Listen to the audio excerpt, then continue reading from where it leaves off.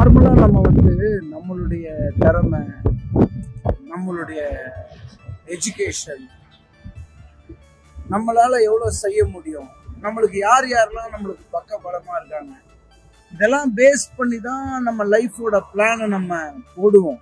தேவன் நம்ம பிறக்கிறதுக்கு முன்னாடியே நம்மளை குறிச்சு ஒரு திட்டம் வச்சிருக்கிறார். பைபிள் அதை தான் சொல்லுது. எரேமியா 1:5 அதான் சொல்லுது. அந்த திட்டத்தை உங்களை நம்பியே தேவன் போடலைங்க. அதாவது அவருடைய திறமையை நம்பி, அவருடைய பலத்தை நம்பி, அவருடைய ஐஸ்வர்யத்தை நம்பி, அவருடைய செல்வாக்க நம்பி, அவரோட கான்டாக்ட்ஸை நம்பி கர்த்தர் உங்களை குறிச்சு ஒரு திட்டம் போட்டிருக்காரு. அந்த திட்டம் நிறைவேற்றுறதுக்கு நீங்க ஒண்ணுமே செய்ய வேணாங்க. உங்ககிட்ட இருந்து தேவனுக்கு எதுவுமே வேணாம், உங்களை விட்டு கொடுத்தா போதும். என்ன குறிச்ச என் தேவனுடைய திட்டத்தை என் தேவன் நிறைவேற்றுவார் அப்படின்னு விசுவாசிங்க.